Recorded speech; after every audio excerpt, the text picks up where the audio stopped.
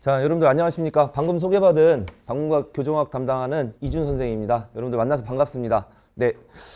자, 오늘 여러분들하고 이렇게 뜻깊은 자리를 마련하게 되었고, 사실 여러분들하고 이런 자리를 갖기 전에, 원래는 제가 생각했던 거는 8월 말에서 9월 중순 사이쯤 해서 우리가 그 교도소나 아니면 구치소에 참관을 한번 하려고 계획을 가졌었는데, 아쉽게도 코로나가 좀 더 확산이 되는 이런 상황 속에서 좀 상황이 어렵다 보니까 어렵게 교도소장님을 역임하신 우리 그 이현담 박사님을 초빙을 하게 되었습니다. 그래서 여러분들이 현장에서 그다음에 내가 이제 내년에 합격을 하셔서 현장에 들어가시면은 어떤 일을 할 거며, 또한 준비를 하는 과정 속에서 내가 어떠한 역할을 해야 되는 부분인지 이런 거에 대해서 전반적으로 좀 말씀을 드리겠습니다. 그래서 제가 여러분들한테 기존의 설명의 방식으로 하게 되면은 교정직 공무원이란 무엇인가 뭐 이런 거를 가지고 이야기를 했는데, 그거는 별 의미가 없는 것 같고, 오늘은 여러분들이 우리 그 이현담 박사님과 현장에서 뜻깊은 시간을 갖는 게 가장 좋지 않을까 이렇게 생각을 했습니다. 자, 이현담 박사님 제가 잠시 소개를 좀 드리겠습니다. 여러분들 이현담 박사님은 그 교도소장님을 역임을 하셨고요. 그 다음에 여러분들이 내년에 합격을 하시면은 이제 연수원에 들어가시면은 연수원에서 교육을 받으시잖아요. 그래서 법무부 제가 그 연수원에서 우리 교정직 공무원들을 담당으로 교수도 역임을 하셨습니다. 그리고 다양하게 여러분들 저서가 많이 있고, 또한 여러분들 가장 중요한 부분 중에 하나가 우리가 지금 채택하고 쓰고 있는 지금 아담 교정학 있죠. 아담 교정학은 여러분들 한 10여 년 전쯤에 우리 수험가를 평정했던, 그러니까 이현담 박사님은 10여 년 전에 현직에 계실 때도 강의를 할 수 있는 그런 요건이 있었거든요. 그 요건이 충족돼서 이 현장에 나와서 강의를 하셨을 때 요즘 여러분들이 표현하는 그 1타 강사라고 하죠. 그 1타 강사를, 그래서 대한민국의 교정직을 준비하는 수험생이라면은 아담 교정학을 가지고 있지 않은 수험생이 없을 정도로 그런 형태였습니다. 그래서 제가 우리 그 이현담 박사님하고 그 대표 저자이신 이현담 박사님하고 이제 조금 그 공편을 하는 형태로 해서 이제 아담 교정학을 지금 현재 채택을 해서 강의를 진행을 하고 있고, 여러분들이 그런 부분에 대해서 알고 계시면 될 것 같고요. 그래서 현장에서 여러 가지로 느낄 수 있는 그런 분위기, 그 다음에 여러분들이 다양하게 질의할 수 있는 그런 분위기, 그런 거를 전반적으로 박사님이 여러분들한테 안내를 해드리도록 하겠습니다. 자, 이현담 박사님 맞이하겠습니다. 박수로 좀 부탁드리겠습니다. 네, 네, 반갑습니다. 내가 어디로 갈까요? 네. 아, 예. 그래요. 코로나로 엄중한 시기이긴 한데 상황이 뭐 2m 이상 벌려져 있고 해서 제 얼굴을 공개하도록 하겠습니다. 여러분 만나서 반갑습니다. 사실 공무원이 또 공무원 출신이 이렇게 학원가에 나오는 것이 그렇게 편하지만은 않습니다. 그런데 우리 교정직을 준비하고 있는 학생들이 너무 교정직에 대해서 모르고도 있고, 그래서 또 우리 이준 교수님께서 어떻게 보면은 교정직, 교정행정에 대한 이해를 많은 분들에게 알리는 홍보 대사라고 저는 생각을 합니다. 그래서 이번 기회에 함께 책도 함께 또 쓰고 또 현장에서 수고하고 계시기 때문에 한번 응원차, 또 더군다나 여러분들은 앞으로 이제 우리 교정 공무원이 되면 저하고는 어떻게 보면 피할 수 없는 교정의 핏줄이란 말이죠. 그래서 여러분들 먼저 뵙고 이렇게 얼굴을 뵙고 인사를 나누고 할 수 있는 정보를 나눌 수 있다면 참 좋겠다 해서 제가 나왔습니다. 그래서 오늘 아무쪼록 여러분들이 수험가에는 오래 머물러 있으면 안 됩니다. 빠르게 굵고 빠르게 정리하고 공직으로 들어가서 여러분들 하고자 하는 일들을 펼치는 것이 가장 이상적인 것이다 저는 생각을 합니다. 그래서 그런 부분들을 혹시라도 여러분들이 대부분 요새는 이제 뭐 유튜브라든가 워낙에 많은 정보들이 흐르고 있기 때문에 저도 이렇게 보면은 아주 잘 얘기를 하고 있어요, 우리 후배들이. 그런데 여러분들이 또 저를 통해서 또 듣는 이야기들이 또 있을 수 있을 것입니다. 오늘 좋은 시간이 될 수 있기를 바랍니다. 예, 반갑습니다. 그럼 이제 이제 교수님들하고 박사님 모셔서 이제 여러분들이 전체적으로 궁금하신 내용 Q&A 진행하면서 이제 할 텐데요. 우선은 이제 먼저 이현담 박사님께서 이제 여러분들 교정직에 대해서, 교정직 진짜 현직에 계셨던 분이 말씀하시는 교정직에 대해서 잠깐 이야기 듣는 시간을 갖도록 하겠습니다. 자, 우리 이현담 박사님은 여러분들과 동일하게 이렇게 공채 출신이십니다. 공채 출신으로 들어가셔갖고 현업에서 종사를 하시면서 이제 승진을 다 해갖고 여러분들 기관장까지 마지막으로 그 화성 직업훈련교도소 소장님으로 역임을 하셨고 제가 아마 박사님 퇴직 한 달 전쯤에 마지막 한번 인사를 한번 하러 갔었는데 아유 깜짝 놀랐습니다. 여러분들 그 소장님 방이 그렇게 좋은지 저는 그때 처음 알았습니다. 네, 아주 뭐 다양하게 그 실적이 있었고 그 다음에 성공의 가도를 갔었고 그 다음에 현장에서 여러분들과 동일하게 이렇게 공채로 공부를 하셔서 올라가셨기 때문에 여러분들이 더더욱 더 많은 부분에 대해서 신뢰할 수 있고 이런 거를 생각하시면 될 것 같습니다. 자, 여러분들 우선 이제 시작을 하면서 제가 그 사전 질문을 몇 개 이제 박사님한테 사전 질문 몇 가지가 올라온 게 있습니다. 그래서 우선 처음으로 이제 제가 이제 사전 질문을 먼저 박사님한테 질문을 좀 드리고 그 다음에 이제 여기 우리 오프라인 현장에 오신 여러분들한테 직접 또 질문을 받고 이런 방식으로 해서 진행을 하겠습니다. 자, 첫 번째 박사님, 교도관 친척분 말씀으로 화성 여자교도소 중복 예정이라고 들었습니다. 혹시 이걸로 교정직 여자 채용 인원이 조금이라도 늘어날지 채용 영향을 끼칠지 궁금합니다. 이런 질문이 올라왔습니다. 네, 박사님이 좀 답변을 좀 해주십시오. 이 지금 질문 사항을 어제 제가 저녁에 받았는데 필요했다면 인사 책임자를 좀 모시고 올 건데 한 생각도 들어요. 이렇게 이해하시면 됩니다. 채용 인원과 우선적으로 제가 먼저 말씀드린 것이 채용 인원과 여러분들이 이제 기대하는 채용 인원과 합격하고는 사실은 이렇게 상관성은 크지 않다. 저는 그렇게 먼저 말씀드리고요. 교도소를 하나 만든다고 하는 것은 쉬운 일이 아닙니다. 실제로 지금 화성 우리 이제 교도소 옆에 여자 교도소를 설계를 하고 있습니다. 그건 맞는 얘기인데 이 교도소가 만들어져서 수용이 되고 여러분들이 배치가 될 때는 아마 적어도 아무리 빨라도 5년 내지 10년이 걸립니다. 그래서 이것은 앞으로 이제 발전 지향적으로 우리가 여자 교도소를 청주 여자만 한 곳에 있거든요. 그러다 보니까 우리 여직원들이 좀 이제 뭐랄까요, 한 곳으로 가야 하는 불편이 있고 그렇다고 해서 여자 수용자가 거기만 있는 것은 아닙니다. 또 우리 여직원들이 갈 곳이 없는 것은 아니에요. 서울에도 서울구치소, 남부구치소, 남부교도소 곳곳에 여직원들이 다 들어가 있습니다.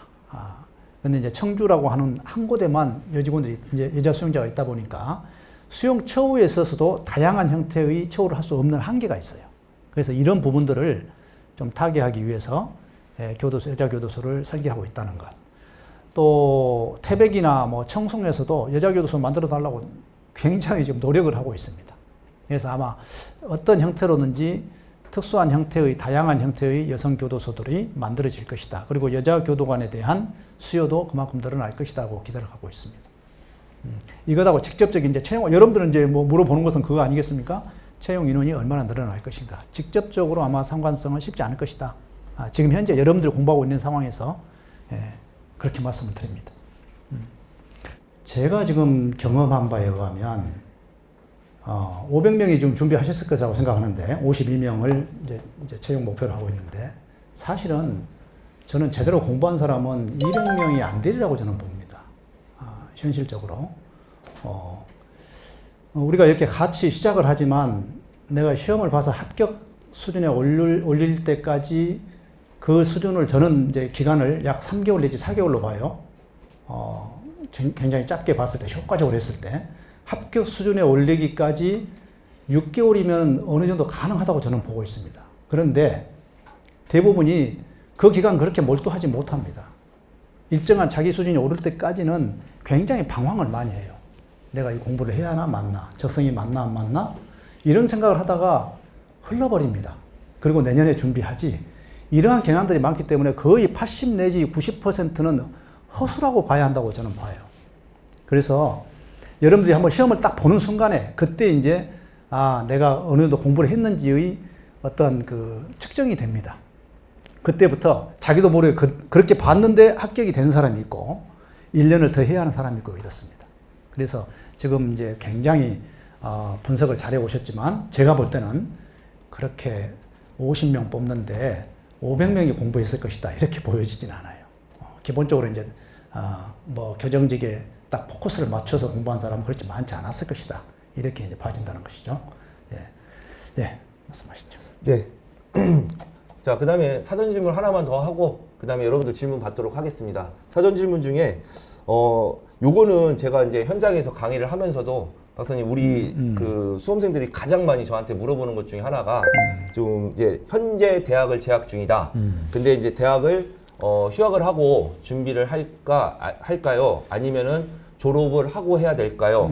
또한, 고졸로, 만약에 최종 학력이 고졸이었을 때, 나중에 승진이나 현업에 갔을 때 좀 불이익을 받는 게 없습니까? 라는 그런 좀 질문을 많이 하고 있습니다. 그 부분에 대해서 박사님이 좀 명쾌하게 답변을 한번 좀 주셨으면 좋겠습니다. 우선 공무원의 가장 큰 강점이 뭐냐면 차별이 없다는 겁니다. 여러분들 정말 차별 없습니다. 일단 들어오시면 똑같다. 성별이건 나이건 관계없다.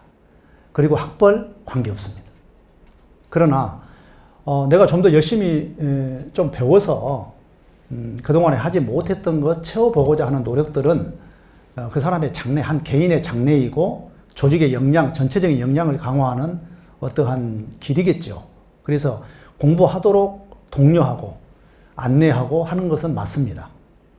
근데 그것을 하느냐 안 하느냐는 본인의 책임이거든요. 근데 역시 공부한 사람들이, 안에 들어와서 공부한 사람들이 잘 해내요. 자기 업무에 대해서 또는 관계에 대해서 열심히 하고 하는 분들이 더 잘 해내는 것이지, 학교는 큰 의미는 없다. 그래서 실제로 지금 고졸 출신들도 상당히 있습니다. 지금도 들어오고 있고, 또 여러분들이 학교를 도중에 요새는 이제 많이 이렇게 휴학을 하고 공부를 하지 않습니까? 그런데 휴학을 하다가 안 되면 그냥 학교를 졸업하는 것도 괜찮아요. 왜냐하면 제가 그런 사례를 많이 보기 때문에 그렇습니다. 휴학을 하고 공부를 하면 갈급하지가 않아. 아직 내가 졸업할 수 있는 그 뭔가 있잖아요. 여러분들이 보험을 들어놓고 공부를 하고 있는 거예요. 사실은 이 공무원 시험은 나 대학을 때려치겠어. 그보다는 내가 현실적으로 공무원이 되는 게 맞아. 라고 그러한 출발선상에서 해야지 합격을 하지. 하다가 안 되면 뭐 학교 졸업하지 뭐. 이런 생각은 나는 좀 위험하다고 생각을 합니다. 그래서 여러분들이 휴학을 했건 졸업을 했건 그것은 큰 문제가 안 된다. 그리고 만약에 휴학을 해서 합격을 했다. 그러면 이제 유예 조치도 가능합니다. 그리고 만약에 또 졸업을 않고 들어와서 공무원 생활을 하게 되면 사이버 대학교나 다양한 형태로 국가에서 지원하는 시스템이 있습니다. 실제로 이제 뭐 무료로 국가에서 거의 전액이죠. 전액 지원을 해줍니다. 또 일정 기간이 지나면, 재직 기간 지나면 또 특수대학원 석사 과정도 국비 지원 과정들이 많이 있습니다. 그래서 여러분들 선배들은 지금도 뭐 이렇게 한 4, 5년 지나면 국비 석사 과정을 밟은 분들도 있고, 또 안에서 사이버 대학교를 또 마치는 분도 있고 그렇습니다. 그래서 그것은 이제 뭐 학교를 어디 나왔느냐 뭐 이런 것은 거의 문제되지 않는다. 내가 어떻게 조직 생활에도 적응하고 열심히 해 나가느냐, 그게 중요하다. 이렇게 말씀드립니다. 이제 혹시라도 이제 우리 여직원들 조직 내에서 이제 여성이 적고 청주 여자 가면 뭐 제가 거기 소장도 했습니다만은 대부분이 여성이죠. 그런데 일반 교도소에서 남녀 교도소의 비율은 대부분 아마 9대 10 정도 될 겁니다. 그러니까 여성 교도관들이 아무래도 숫자가 적죠. 그래서 인사적으로나 뭘로나 이게 불이익이 있지 않을까 생각하는데 거의 그렇지 않다. 거의 그렇지 않다. 이렇게 말씀드립니다. 네. 그럼 거기서 박사님 부연 설명 하나 질문 드리고 싶은 게, 전공을 했다고 해서 나중에 부서 배치를 받을 때 더 유리함이 있거나 뭐 그런 것도 있나요? 이렇게 보죠. 지금 이제 제가 현실적인 얘기를 좀 해드릴게요. 처음에 들어왔을 때 아마 질문 중에 이제 그런 내용이 들어있을 것 같아요. 여러분들이 입사를 하면 이제 만약에 9급으로 합격했다. 뭐 7급도 거의 뭐 비슷합니다. 업무 자체가 비슷하니까. 합격을 하면 일단은 1년 정도는 아마 야근 배치를 받을 가능성이 큽니다. 야근 배치가 이제 4부제로 하고 있는데, 오늘 저녁에 예를 들어서 5시에 들어갑니다. 저녁에. 5시에 들어가서 그 뒷날 9시에 나오죠. 그리고 하루 쉬겠죠. 그 다음날 하루 쉬는 팀이 있고, 근무하는 반 정도 나눠가지고 근무하는 팀이 있고, 또 그 다음날 어떻게 해요? 또 저녁에, 주간 근무를 하고, 그 다음날은 저녁에 들어오고. 그래서 굉장히, 뭐랄까요. 어떻게 보면 시간이 굉장히 많은 것처럼 보이고, 또 거기에 적응하고 있는 우리 직원들은 조금 힘든 것 같아. 이렇게 생각하는 사람도 있고 그렇습니다. 그럼 야간에 들어가면 또 그 5시부터 9시 사이에, 아침 9시 사이에 3시간 정도는 또 쉬는 타임이 있어요. 뭐 잠자는 시간이라고 표현하지는 않습니다만 실제로는 이제 취침을 취하죠. 그래서 저희는 처음에 이제 3부제를 했기 때문에 굉장히 사실은 피로감을 많이 느꼈거든요. 그런데 지금은 4부제를 하고 있고 굉장히 이렇게 이제 좀 여유로운 근무 환경이 되긴 했지만 또 젊은 직원들이라서 그런지 또 그런 부분에 대한 또 피로감도 또 호소를 합니다, 실제로. 자, 우선은 1년 정도 그렇게 야근 근무를 합니다. 하고 나면, 이제 사무부서가 또 있어요. 그래서 교도소는 하나의 사회라고 보시면 됩니다. 막 수용자 있으니까 전부 다 수용자만 데리고 왔다 갔다 하고 막 이렇게만 생각하시는데 그것이 아니고 약 한 40% 정도는 서포팅이죠. 그 업무를 지원하는 총무과, 복지과, 사회복귀과 또 이 다양한 형태의 분류심사과 이런 과들이 포진해 있습니다. 그래서 그 과에서 그런 부서에서 약 한 40 내지 50%가 근무를 하죠. 그래서 내가 단순한 업무를 하고 싶다. 나는 막 복잡해. 사무 보기 싫어 하면 그냥 야근에 계속 있는 경우도 있어요. 왜냐하면 보수는 상당히 많은 편이거든요. 야근비 자체가 어떻게 보면은 뭐 그건 아마 뭐 70만 원, 100만 원 뭐 이렇게 계급에 따라 다르긴 하지만 이렇게 나오기 때문에 이제 그래서 이제 그렇게 야근만 하시는 분도 있고 또 그렇지 않으면 지원을 해서 또 그렇게 사무직 같은 경우는 이제 이렇게 뭡니까 지원을 받거든요. 해서 사무직으로 나오면 또 그 업무를 보게 되는데 그 업무들이 일반 행정 업무라고 보시면 됩니다. 그래서 다양한 형태의 업무를 보게 된다. 제가 지금 아까 질문상을 정확하게 내가 이해를 했나요? 네, 맞습니다. 네. 네, 맞습니다. 자, 여러분들 그 박사님 말씀하신 대로 이제 야간 근무를 들어가면 그죠? 우리 거의 한 달 알바비를 더 받는 개념이 될 정도로 그렇고 그다음에 행정 업무 당연히 행정 업무에 관련된 부분도 있고 하니까 여러분들이 현업에 가셔서 여러분 나한테 맞는 부서를 이제 생각하시고 그렇게 하면 되지 않을까 싶습니다. 자, 그러면은 이제 세 번째 질문은 우리 지금 현장에 나와 계신 우리 수험생들을 대상으로 질문을 좀 받도록 하겠습니다. 네, 질문하실 분. 네, 말씀하십시오.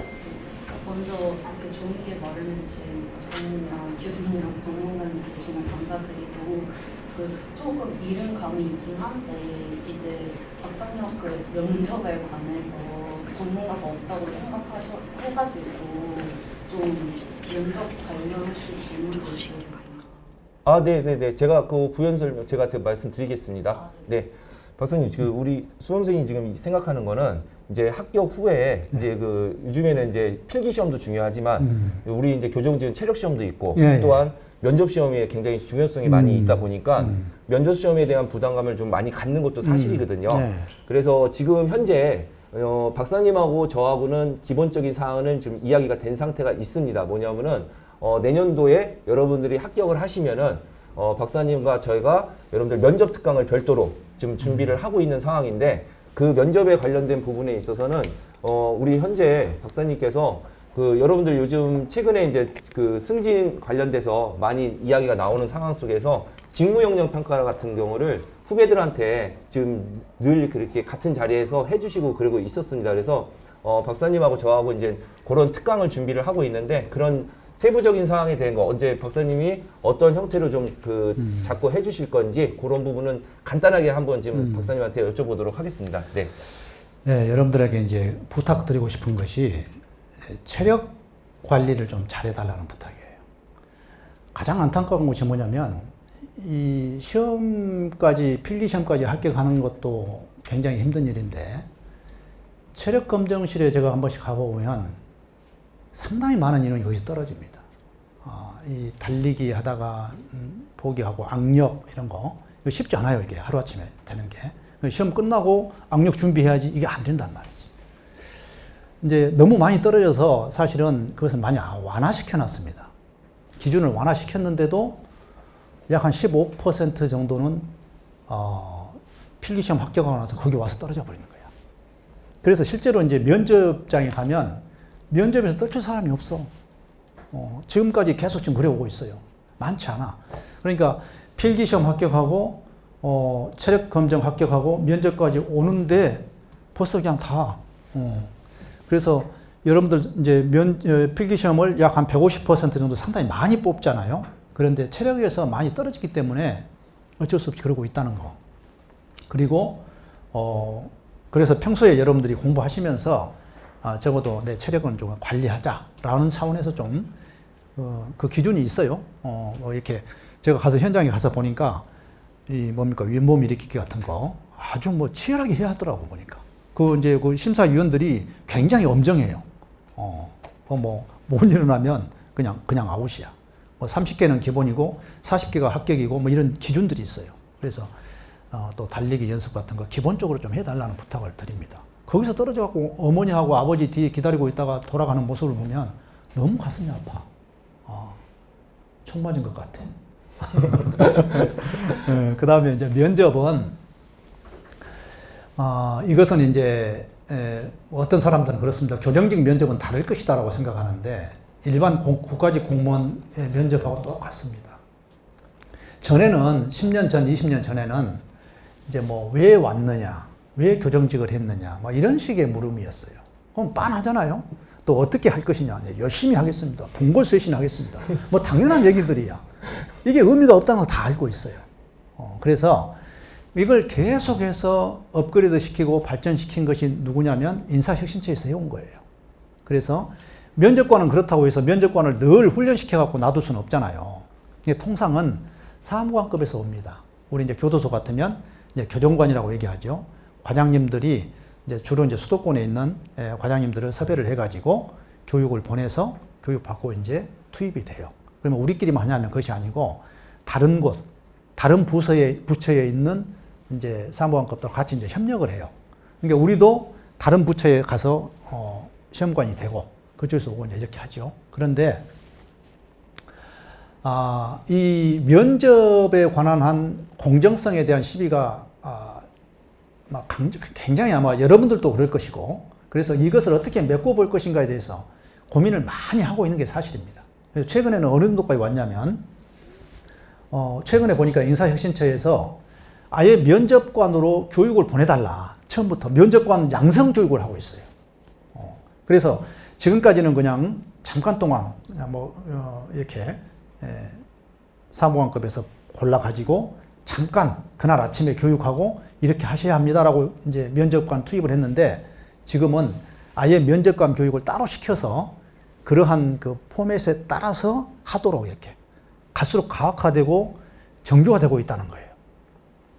그래서 이제 이 면접은 여러분들이 생각하는 것처럼 너무 막 위축될 필요는 없다고 저는 생각을 합니다. 저도 이제 면접을 이렇게 쭉 해보면 거짓말 안 해야 해요, 거짓말.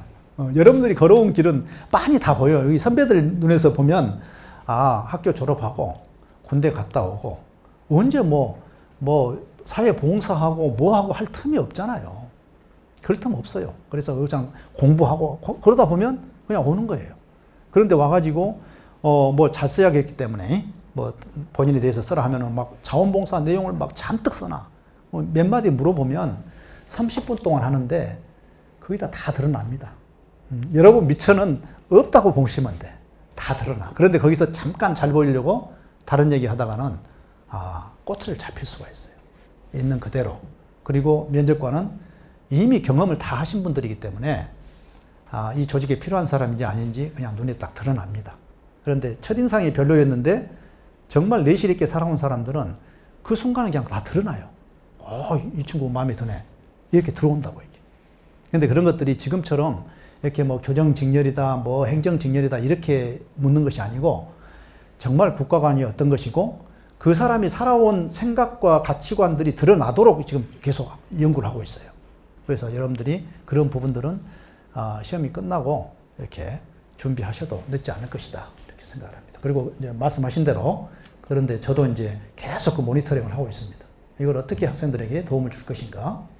그래서 그러한 패턴에 맞는 질문도 하고 여러분들 교육도 할 계획으로 있습니다.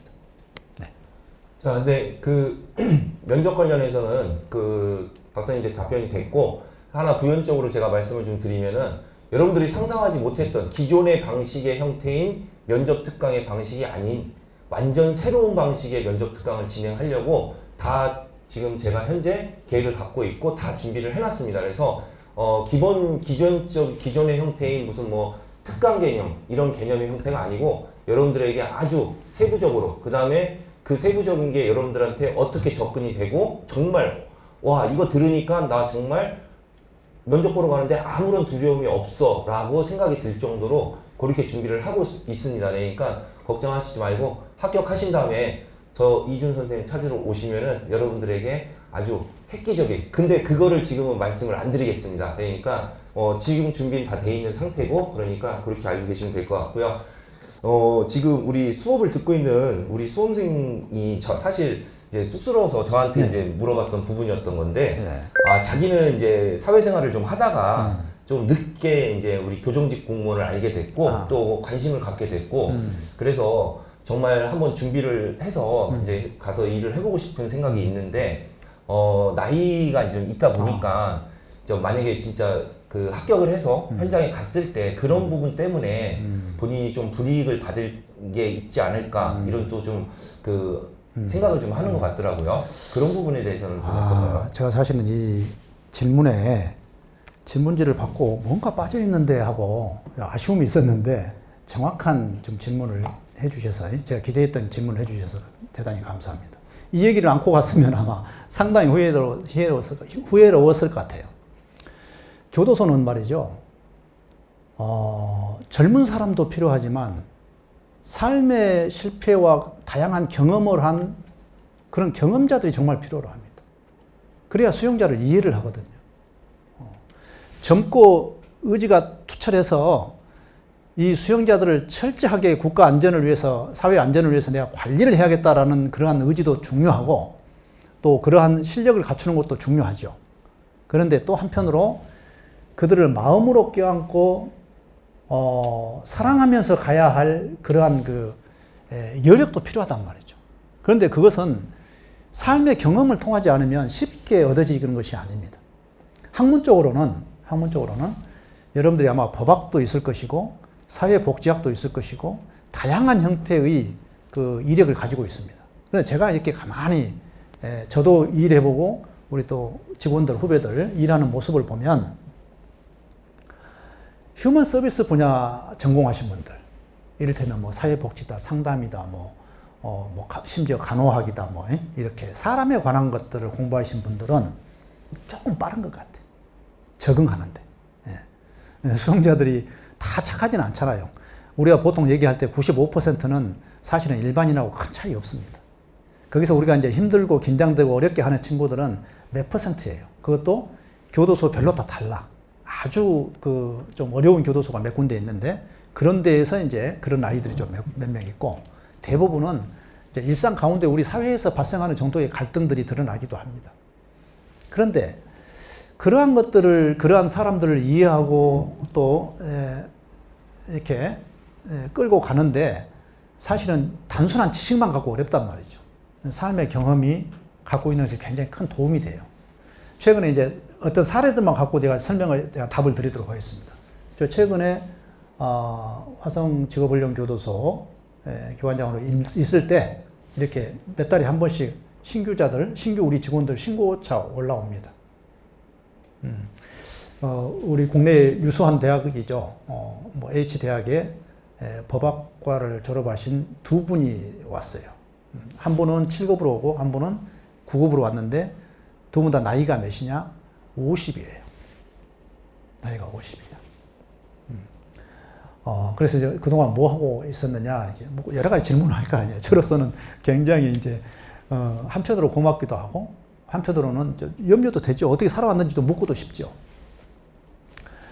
또 남부교도소 소장 할 때는 46세에 들어온 친구를 봤어요.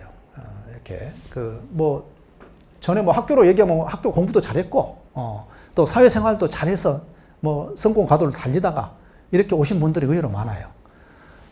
또 경찰 대학까지 나와가지고 경찰에서 이렇게 승승장구하다가 그건 또 계급정년이라는 게 있잖아요. 그건 뭐 운명이야. 내가 꼭 잘하고 꼭 내가 능력이 없어서 뭐 잘하고 못해도가 아니라 어느 순간에 경쟁자가 너무 많거나 어떻게 하다 보면 거기서 이제 멈출 수가 있어요. 그래서 40대 중반이 돼가지고 퇴직을 한 거야. 그래서 이제 뭐 여러 가지 생각을 할 수가 있죠. 그런데 공직생활 하다 보면 제2의 직업을 찾기가 도중에는 상당히 쉽지가 않아요.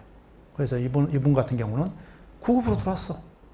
40대 중반에 들어와서 이제 다시 또 그 이듬해인가 7급으로 합격했다는 얘기가 있어요. 지금도 근무하고 계시는데.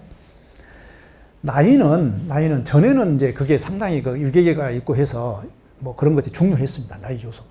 근데 지금은 많은 그 사람들이 지금 제가 나이 분석까지 해놨습니다. 책에다가 이제 합격자 나이 분석 36세 이상이 굉장히 많죠. 상당히 많이 분포를 차지하고 있어요. 그건 뭘 의미하냐면 나이 관계 없다는 거예요.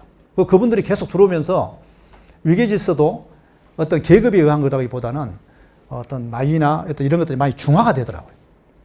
아니 나이가 뭐 10년 선배인데 내가 좀 빨리 왔다고 김교도 이럴 수는 없잖아요. 뭐 이렇게 적어도 이름을 불러주든지 적어도 그렇게 된단 말이죠. 저도 그래요. 제가 기관장 하지만 교도 뭐 나이 좀 들어 보이고 나이가 설사 안 들어 보여도 요새는 젊은 친구들 함부로 하면 안 되잖아요. 그래서 정확히 호칭 불러주고 그렇게 합니다. 그렇게 뭐 교도소가 무슨 군대처럼 옛날에 생각하는 여러분들 뭐 삭막한 군대처럼 이런 곳이 아닙니다. 일반 사회보다 훨씬 더 어떻게 보면 더 조심하고 존중하고 이렇다고 보시면 됩니다. 나이 염려 말고 들어가십시오. 심지어 57세에도 들어온 적이 있습니다. 네. 57세에 들어왔다가 3년 하고 나가신 분도 계세요. 나이는 걱정을 안 하셔도 될 것 같습니다. 그 박사님 지금 이야기 이제 들으면서 사실상 계급을 우리가 갖고는 있지만 현장에서는 계통사회랑 비슷한 개념으로 움직이는 개념 아닐까 이런 생각을 하게 됐습니다. 자, 그러면 박사님 이제 하나 또 질문을 좀 드려보도록 하겠습니다. 지금 이제 승진 시험 관련해서 승진 시험이 좀 폐지되었고, 네. 그다음에 이제 현업 이제 우리 구급공채로 합격을 해서 들어갔을 경우에는 네. 8급 승진이 없어지니까 좀 어렵지 않을까, 이제 앞으로 승진하는데 좀 힘들지 않겠냐 이런 이제 궁금증들도 많이 갖고 있는데 그 부분에 대해서 좀 간단하게 말씀 좀 해주십시오. 솔직하게 말씀드려서 승진시험 폐지는 저희들 우리 교정본부의 의지는 아니었다. 이 부분은 다음에 좀 편집 좀 해주세요. 가장 공정한 게임은 사실은 시험이거든요. 그런데 교도소의 업무가 사실은 대부분 비슷해요. 여러분들 어려운 장소에서 근무한 사람은 그 역량이 있는 친구들은 본인들이 가서 하기를 원합니다. 나는 수용자 관리에 내가 특출한 능력이 있어. 나는 수용자 관리가 너무 좋아. 이런 친구들이 있어요. 어렵고 힘든 곳이죠. 그런데 그런 곳에 가면 점수를 더 줍니다. 그래서 이제 그렇지만 어찌됐든 우리 전체 직원들한테는 목말라 한 것이 승진이란 말이죠. 그래서 전체 승진을 다 열었었죠. 기본 소요 수만 지나면, 그러니까 구급의 경우에는 1년 6월만 지나면 모두 다 시험을 볼 수 있도록 했단 말이죠. 그런데 그렇게 하다 보니까 전부 다 시험 공부하고 있는 거예요. 교도소 들어가서 책상에 앉아서 전부 다 시험 공부하고 있어. 그래서 이게 이제 문제가 된 거예요. 그래서 이제 또 후배들이 치고 올라오니까 선배들 입장에서는 긴장되잖아요. 그래서 너무 그러지 마라. 이제 이런 분위기가 또 형성이 된 거예요. 그래서 이게 계속 이제 문제가 되다 보니까 시험을 통해서 승진을 시키면 조직에 활력이 된단 말이죠. 그래서 심지어 뭐 9급으로 들어왔는데 한 10년 사이에 뭐 6급까지 간 경우도 있고 그래요. 그래서 굉장히 이제 조직에 활력소는 됐는데 또 다른 그런 문제, 공부만 한다. 뭐 이런 문제들이 이제 문제가 돼서 시험 제도를 없앴는데 완전히 없앴다기보다는 조금 절충안을 찾은 겁니다. 9급에서 8급 가는 것은 이제 없애긴 했어요. 그래서 전에는 1년 6월, 2년 만에 막 승진한 경우도 있었습니다. 근데 최근에 제가 오늘 아침에 제가 확인해 봤어요. 우리 화성은 이렇게 이런 제도를 하고 나서 얼마나 걸렸나 이렇게 물어봤더니 3년 5개월 만에 승진을 했다고 그러네요. 빠른 경우. 이렇게 9급으로 와서 시험 안 보고 그냥 평정으로만 해서 3년 5개월 만에 승진자가 나왔습니다. 이렇게 얘기를 해요. 그래서 이제 이게 기관마다 다를 수 있는 것이 기관마다의 점수를 가지고 청으로 보냅니다. 그러면 청에서 통합을 해서 이제 일정 인원이 나오면 이제 승진을 시키는 시스템이거든요. 그래서 여러분들이 지금 다 이해는 할 수 없겠지만 어찌됐든 빠르면 3년 6개월 정도에 하는구나 이 정도 보시고 또 8급에서 7급 가는 거, 7급에서 6급 가는 것은 시험이 완전히 없어진 게 아닙니다. 5배수의 이제 그 승진 소요 인원 5배수를 뽑아 가지고 이제 시험을 봅니다. 30%의 평정 점수를 이제 평가 점수를 줘 가지고 거기서 이제 합격을 시키고 있습니다. 이것도 사실은 우리 직원들 열심히 하고자 하는 직원들 입장에서는 성에 차지 않죠. 그래서 앞으로 이제 이 문제를 어떻게 할 것이냐 지금 벌써 이제 문제화되고 있습니다. 그래서 다시 시험제를 부활해야 하는 거 아닌가 이런 고민들을 하고 있어요. 조직에는 문제가 있으면 개선하려고 하는 의지도 또한 있습니다. 그래서 지금 여러분들이 가면은 뭐 승진 못할까 너무 이런 걱정보다는 합격을 먼저 하시라 이 말씀을 드립니다. 네, 승진 관련돼서 여러분들 해소가 좀 되었죠? 그리고 이제 여기 제목 중에요. 네네. 승진에 도움이 되는 자격증 굉장히 중요한 게 있습니다. 이 얘기를 꼭 이제 곁들여서 해드리고 싶은데 아까 제가 우리 교정 업무가 단순하게 보면 굉장히 심플하다. 왜? 별로 할 일이 없어요. 별로 할 일이 없어요. 왜냐하면 뭐 수용자 관리하다가 퇴근하면 일단은 거기서는 내 업무에서 벗어나니까 그냥 뭐 함께 있다가 퇴근하면 별일 없는 거예요. 그래서 이제 심지어 제가 후배한테 그런 얘기를 들은 적이 있습니다. LG에서 상당한 시간 동안 근무를 하다가 오신 분인데 9급으로 들어왔어요. 뭐 학벌도 좋습니다. 그래서 너 왜 여기 왔냐 이렇게 물었더니 그리고 만족하냐 했더니 너무너무 좋다는 거예요. 그래서 봉급이 얼마나 차이 나는데 3분의 1로 줄어들었다는 거예요. 그런데도 너무 좋습니다. 그런데 이분 같은 경우는 승진을 그때 이제 내가 물어본 얘기가 뭐가 그렇게 좋냐 했더니 아니 걸어 다녔더니 봉급이 나오네요. 이래. 그 표현이 어떻게 보면은 뭐 머리 쓸 일 없고 스트레스 받지 않고 그냥 수용자 이렇게 데리고 왔다 갔다 대부분 이제 그 9급으로 들어오면 이제 그 일이 먼저 이루어지거든요. 그래서 그런 표현이 아니었나 싶어요. 이거 뭐 신경 안 쓰고 뭐 밖에 나가서는 뭐 실적 올려야지 뭐 해야지 뭐 이런 고민들을 많이 했는데 여기 와서는 그냥 야 누구 좀 데려와라 뭐 왔다 갔다 하다 보니 봉급이 나와 있더라. 근데 그분이 지금 벌써 이제 사무관 시험을 지금 보고 계신 중이에요. 굉장히 빨리 승진을 했어요. 이제 그런 것인데 자. 그 말씀을 이제 드리고, 그 업무에 그 심플하다는 얘기를 제가 그렇게 이제 드리는 거예요. 그렇게 생각하면 굉장히 심플합니다. 그런데 또 한편으로 내가 거기에서 뭔가를 하고 싶어, 의미 있는 공부도 하고 싶어, 이런 분들을 위해서 만들어 놓은 장치가 있습니다. 각종 자격증 제도가 있어요. 교정 공무원이 되면 여러분들이 먼저 봐야 할 것이 승진할 때 무엇이 가점이 있지 이걸 보셔야 해요. 근데 그 내용이가 2013년도에 만들어 놓은 것인데 청소년 상담사, 임상심리사, 뭐 직업상담사, 또 사회복지사, 간호사, 또 운동으로 얘기하면은 뭐 태권도 뭐 몇 단, 뭐 유도 몇 단 이런 게 이제 쫙 나열되어 있어요. 이걸 따면 0.25점, 0.5점 가점이 있어요. 이거 별거 아닌 것 같죠? 굉장히 큰 점수예요. 그래서 이제 그 2013년도에 만들어 놓은 것은 이것은 제가 이제 본부에서 만들어 놓은 제도입니다. 사실은 쉽게 만든 것은 아니에요. 왜? 교도소 업무에 대해서 많은 사람들이 오해를 많이 하는 것이 그냥 지키는 줄 알아. 수용자를 그냥 앞에서 옛날로 뭐 얘기하면은 뭐 일본 그 순사들이 뭐 총 들고 지키고 있는 것으로 이해하는 사람들이 너무 많아요. 근데 사실은 사람에 관한 것입니다. 이 사람들을 어떻게 사람을 이해하고 그들에게 어떤 동기를 부여하고 어떻게 사회 복귀를 시켜서 성공적으로 재범하지 않도록 할 것인가에 대한 주제를 갖고 있는 거예요. 그런데 그러한 주제를 실현하려면 우리 교도관들이 깨어있지 않으면 안 된다는 얘기예요.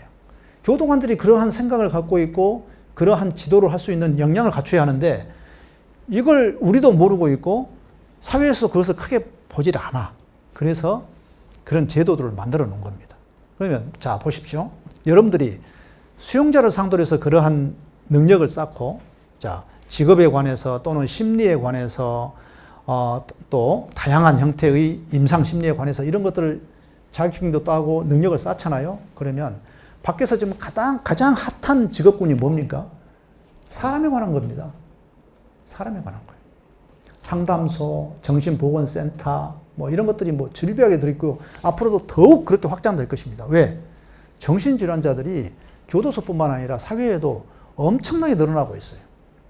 우리가 블루오션이라고 제가 표현했던 것 중에 하나는 수용사회를, 교도소 사회를 또 다른 관점에서 보자는 얘기예요. 그냥 지키고 사회 안전을 담보하는 수준에서 멈출 것이냐, 이 사람들을 정말로 되든 안 되든 내가 역량을 갖춰서 한번 새로운 각도에서 볼 것이냐는 각자의 책임이에요. 멀티플레이어가 될 수 있는 매우 좋은 환경이다.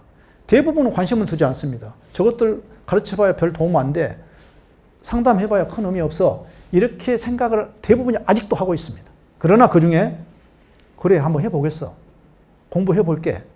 그래서 지금 많은 우리 직원들이 대학원을 가고 또 공부를 하고 또 본부에서도 각종 자격증 제도를 만들어서 연수원에서 교육을 시키고 이러고 있습니다. 만약에 여러분들이 교도소 내에서 그러한 역량을 쌓게 되면 자연스럽게 밖에서는 엄청난 전문가로 대우를 받을 수가 있습니다. 어떻게 저러한 수용자군을 만날 수 있는 사람이 누가 있단 말입니까? 없습니다. 우리는 늘 볼 수가 있어요.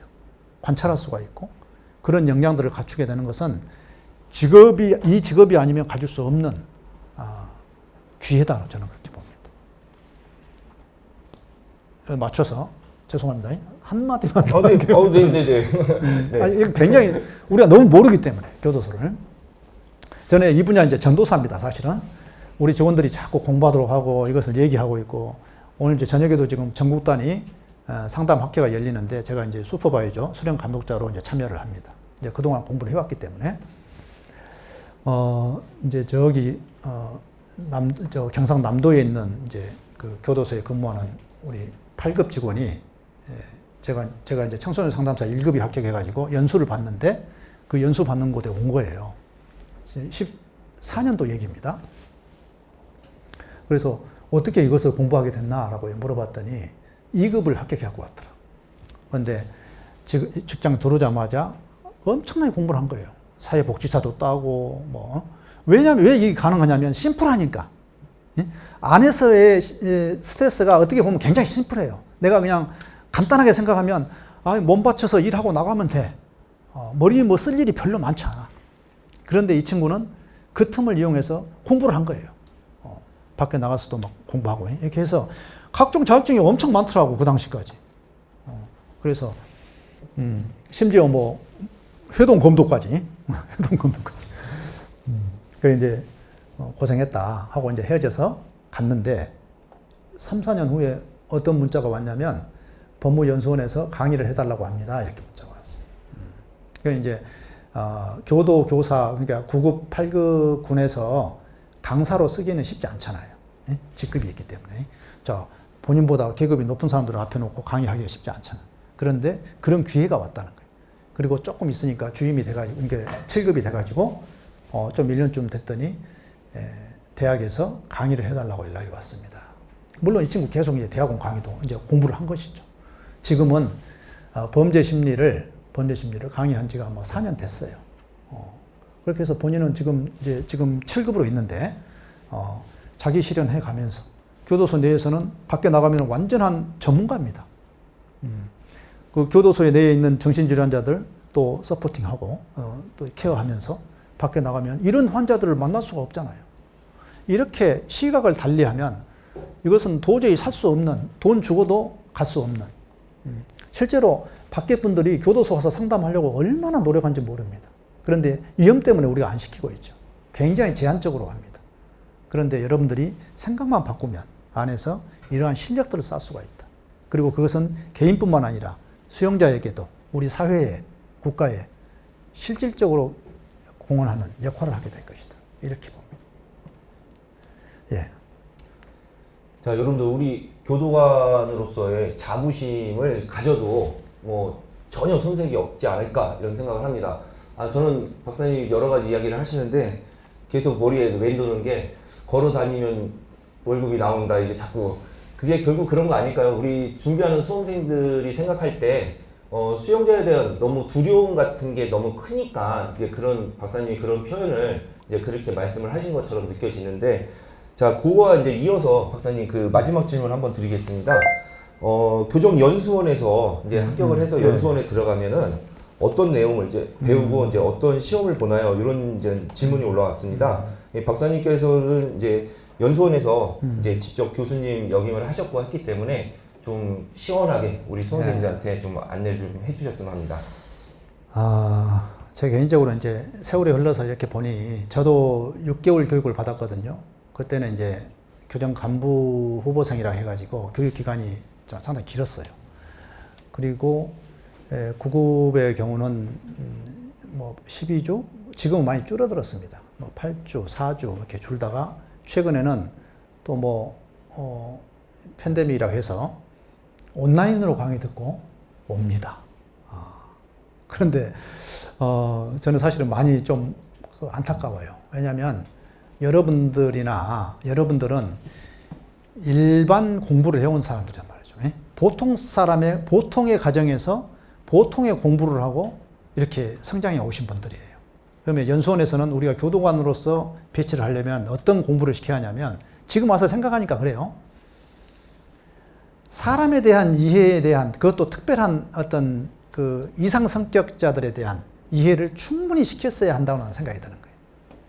그런데 지금도 이제 교육 시스템이 많이 바뀌긴 했어요. 제가 2007년도에 법무연수원 교수를 하면서 영양평가 기반 교육 시스템을 제가 이제 구축을 하고 나왔습니다. 그런데 그게 충분하게 지금 뭐 녹아 있지는 않은 것 같아요. 왜냐하면 사람마다 다르기 때문에. 어쨌건 이제 여러분들은 이제 뭐 이 생각이 그거잖아요. 이 시험을 어떻게 잘 봐서 어디 배치를 받고, 지금 아직은 지금 거기에 지금 이제 관심이 크단 말이지. 그걸 초점으로 이제 포커스를 맞춰서 말씀드리면 제가 막 그런 가치관까지 얘기하기는 곤란하고, 우선 여러분들이 받는 점수 있죠? 합격 점수. 이게 70%를 아마 차지할 겁니다. 그리고 거기에서 교육은 주로 이제 현장 교육을 많이 시킵니다. 이제 현장에 가보기도 하고, 또 전에 이제 교육을 이제 그 현장에 있었던 교수님들이 보통 사무관급이 교수를 하거든요. 그분들이 다양한 형태로 교정 현장을 알 수 있도록 이제 강의를 하죠. 강의를 하고 그걸 가지고 시험을 보는데, 그 시험이 실기도 있고 또 필기도 있고 해서 30%를 차지합니다. 그러면 배치는 어떻게 하느냐? 전국에 지금 56개, 57개 교도소가 있습니다. 그러면 처음에 내가 합격해가지고 내 마음대로 가지는 못했을 거 아니에요, 다. 내가 처음부터 나는 서울 남부교도소 가겠어 해가지고 딱 해서 간 사람도 있겠지만 거의 힘들어요. 왜냐하면 청송은 누가 안 가려고 하잖아요. 청송에 4군데나 있고 해서요. 그래서 한 번쯤은 가서 이렇게 배우고 오는 것도 의미는 있다고 저는 봅니다. 그런데 어쨌건 자기 의사에 반해서 어쩔 수 없이 멀리 갔다. 국가공무원이다 보니까 어쩔 수 없이 전국 다니니까. 그래서 이제 청송 지역으로 내가 갔습니다. 지금은 다 청송 가지는 않습니다. 상당 부분 이제 분산이 되는데, 가서 1년, 2년 있으면 나와야 하잖아요. 자기 가고 싶은데 가야겠죠. 그래서 그것을 우리는 뭐라고 하냐면 고충전부라고 그래요. 고충전부. 내가 지금 내 연고지가 아니다, 여기가. 나는 서울이 집이고 서울 사람이다. 그럼 서울로 보내달라. 이렇게 해서 고충 처리를 합니다. 고충 전보 신청을 합니다. 그러면 자리가 비면 그 사람들은 우선적으로 해줘야겠죠. 이렇게 해주고, 또 빈 자리가 이제 청송에도 있을 수가 있고 서울에도 있을 수가 있어요. 그러면 아까 얘기한 70%, 30% 합해가지고 점수가 나올 거 아닙니까? 그 서열에 의해서 본인이 거기 신청을 해요. 나 여기 비어있네. 나 여기 갈래. 나는 청송이 좋아. 나 청송 갈래. 1번이 갈 수 있어. 이렇게 해서 굉장히 공정하고 투명하게 배치는 이루어집니다. 그러니까 뭐 혹시 누구 알아서 누가 간다네. 교도소 오면은 그런 소문이 많아. 왜냐하면 좁은 동네다 보니까 수용자들도 이 작은 동네라 보니까 소문이 많고, 우리 직원들도 그런 것들이 좀 있어요.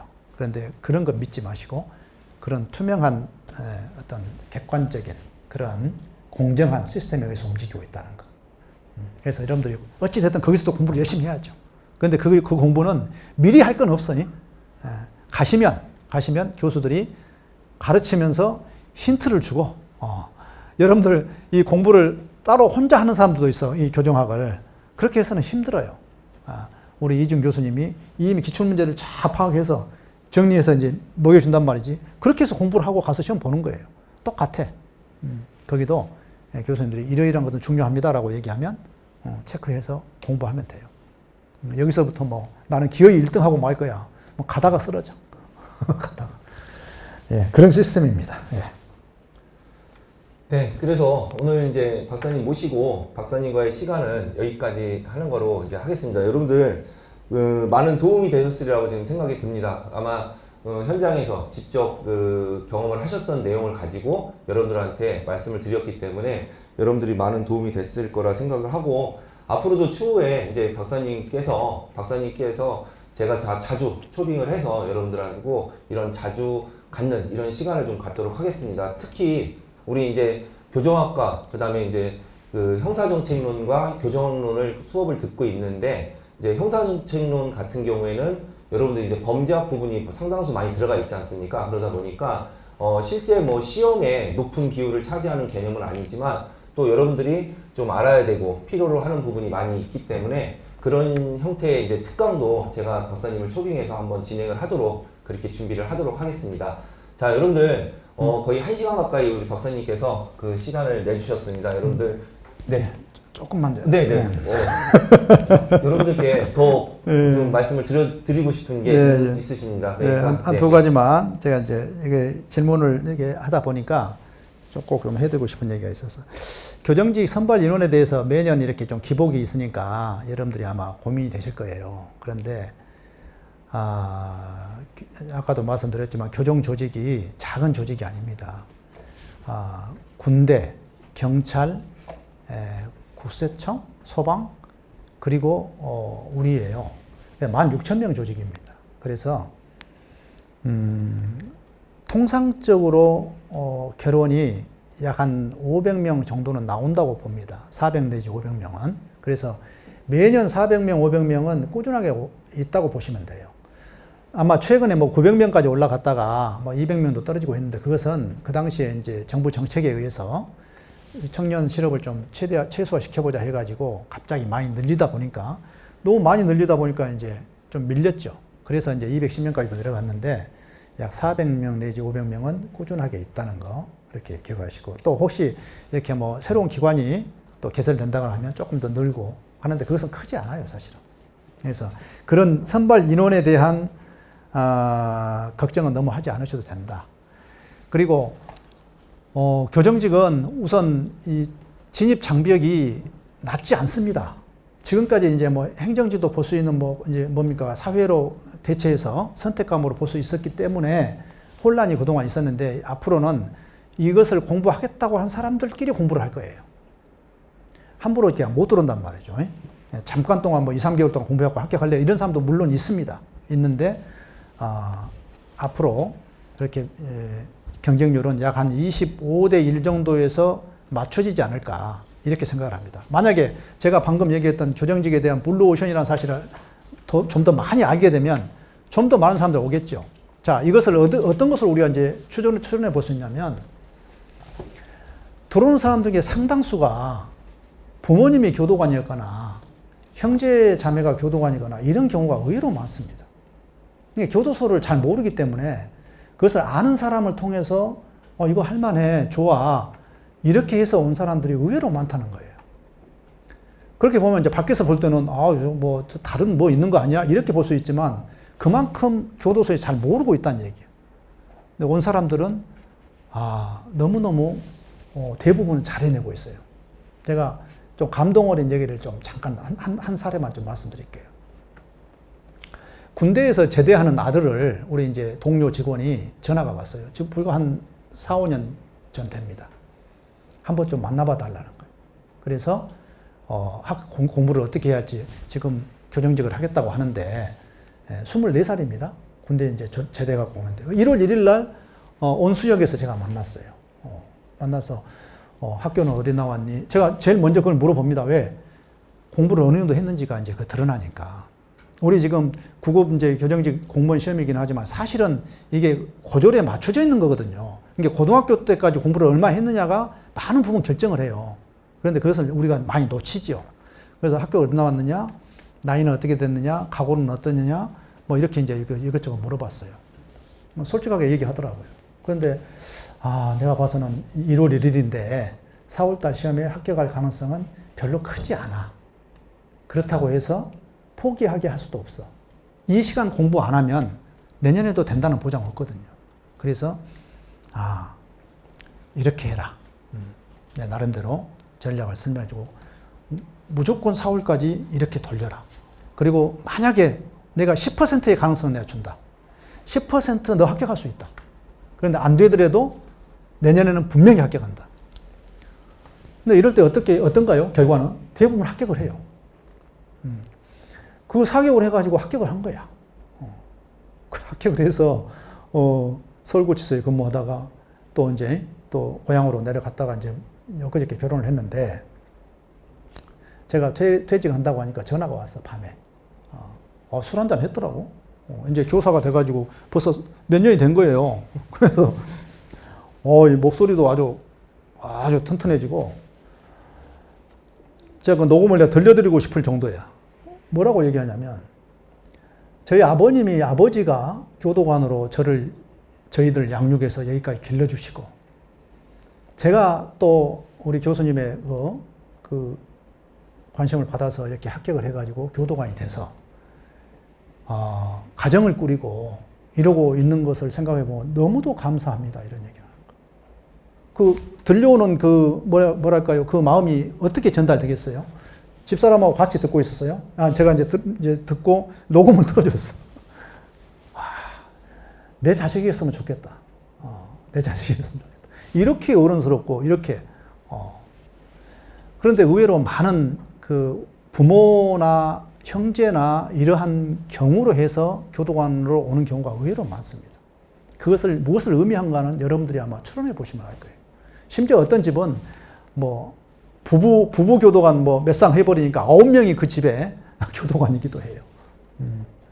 그래서 결코 밖에서 보는 그런 그리고 또 우리 직원들이 이제 물론 너 힘들다 오지 마라 이런 얘기도 아마 부정적인 얘기도 많이 들을 거예요. 그런데 그 목소리가 다가 아니라는 거. 여러분들이 좀 심지를 좀 굳건히 했으면 하는 바람에서 말씀드렸습니다. 교정직 선발인원 늘 어느 정도 안정화되어 있다는 것이고요. 아까 우리 교수님께서 질문을 받은 것 중에 하나가 있던데 제가 좀 드리고 가고 싶은 얘기가 박사님, 예. 그 여담인데요. 예. 우리 교도관님들은 예. 주로 그 배우자가 어떤 분들이 있습니까? 사실 다양하죠. 다양해요. 그런데 제일 이상적인 것은 저희가 볼 때 같이 교도관 하면 참 좋더라고. 우리가 이제 중소기업이라고 그래. 중소기업 사장이다 얘기. 교도 이제 이렇게 연수원에서 만나는 경우도 많이 있고요. 연수원에서 이제 우리 남직원 중심으로 얘기하자면 야, 너 횡재했다 이렇게 얘기를 하죠. 그리고 이제 직장에 와서도 여기저기서 이렇게 이제 많이 이렇게 중매를 서고 그렇습니다. 근데 계급도 중요하지만 이렇게 인생을 살면서 보니까 그 사람이 어떤 사람인가가 굉장히 중요한 것 같아요. 비록 지금 나도 9급이고 쟤도 9급인데 저거 언제 커가지고 기관장 한번 해볼까? 그런데 역동적이고 적극적이고 생각이 바르고 이것이 중요하지. 살다가 맨날 싸우고 하면 뭐합니까? 계급이 어디다 쓰겠어. 그래서 그러한 것을 서로 볼 필요가 있을 것 같아요. 계급은 순간이에요.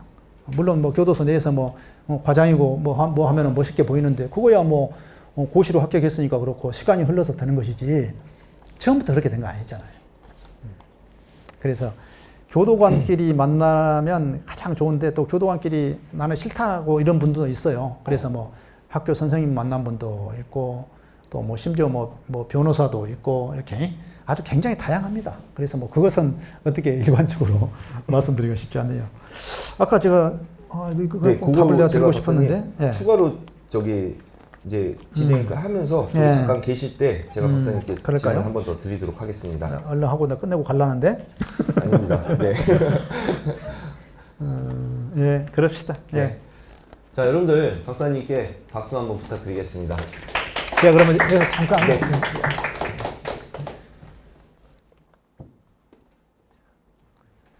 네, 지금부터는 이제 우리가 이제 시험 준비에 관련돼서 저한테 이제 질문을 하실 게 있으신 것 같아갖고 사전 질문 좀 받은 거 가지고 질문 받으면은 여기서 제가 지금 박사님을 가지 못하게 말씀드린 거는 요거를 저한테 질문을 할 것 같은데 제가 박사님한테 넘기려고 합니다. 그러니까 기다려 보십시오. 네. 그러면 이제 먼저 온라인상으로 질문 들어온 거 몇 개였지만 여러분들 잠깐 이야기하고 여러분들 현장 질문을 좀 넘어갈게요. 우선적으로 이제 시험 제도가 변했잖아요. 이제 변할 예정이잖아요. 그 시험 제도가 변함에 따라서 이제 합격 컷이 낮아질 가능성이 좀 보인다는데 교수님 생각은 어떤지 한번 그거 이야기 한번 먼저 들어보고 시작하겠습니다.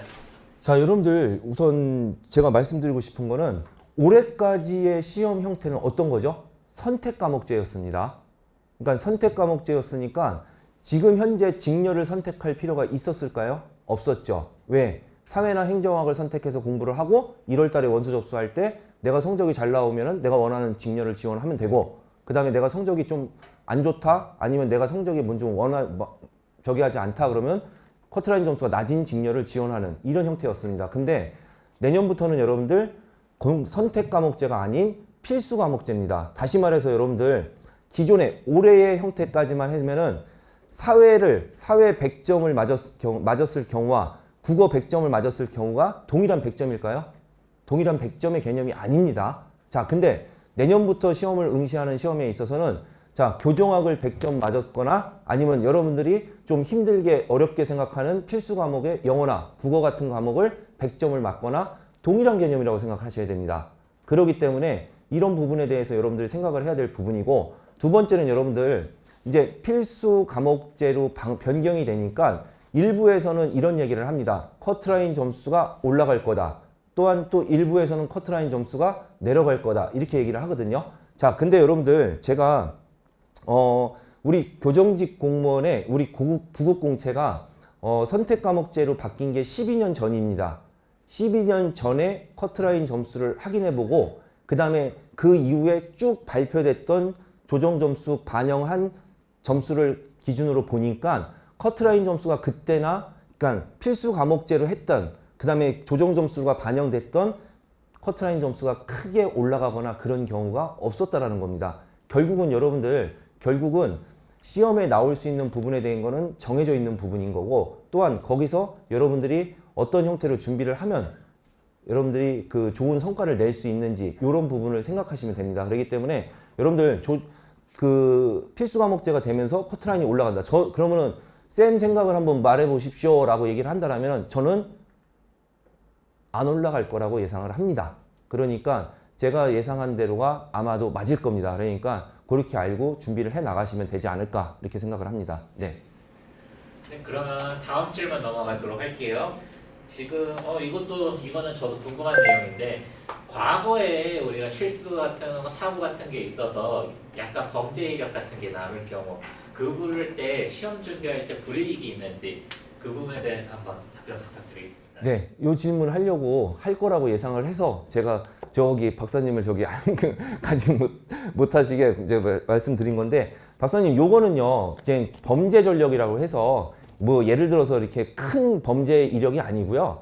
이제 어렸을 때 젊은 혈기에 이제 운전 요런 거 좀 많이 좀 있습니다.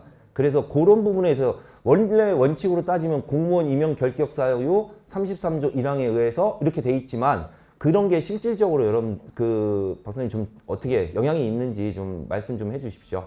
그 이제 어릴 때라고 하는 기준이 네네.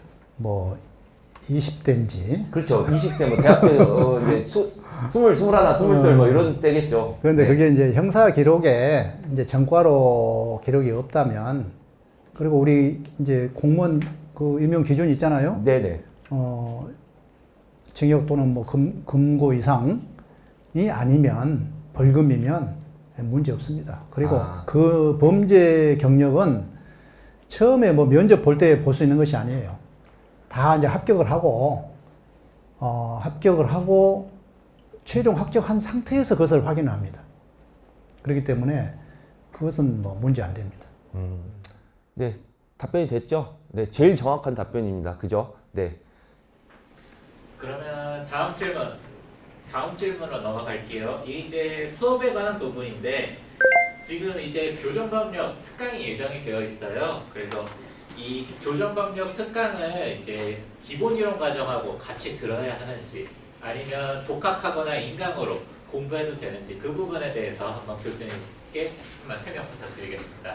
자, 여러분들 잘 아시다시피 이제 우리 교정학 과목이 20문제가 출제가 됩니다. 20문제가 출제가 되는데 뭐 대체적으로 교정론 파트에서 50%, 그 다음에 형사정책론 파트에서 50% 이렇게 생각을 하시면 됩니다. 근데 최근 여러분들 시험 트렌드가 이제 이론적인 부분에서 학설적인 부분 쪽의 출제 범위보다 최근에는 여러분들 법령 위주로 시험이 출제가 되고 있습니다. 그러다 보니까 여러분들이 반드시 법령을 별도로 정리를 해야 될 필요성을 가지고 있어야 됩니다. 근데 이 질문에서 법령 특강과 그 다음에 기본 이론 과정 중에 어느 부분에 더 치우쳐야 됩니까? 라는 질문도 있었는데 제가 그거를 여러분들한테 말씀을 드리면은 기본 이론 자체에, 그래서 제가 여러분들한테 일반적으로 우리가 수험서라고 얘기하면은 기본서 이런 얘기를 하지 않습니까? 근데 저는 기본서라는 명칭을 사용하지 않고 필수서 이런 명칭을 사용하지 않습니까? 다시 말해서 여러분들 필수서의 개념은 자습서의 개념이라고 생각을 하셔야 돼요. 그렇기 때문에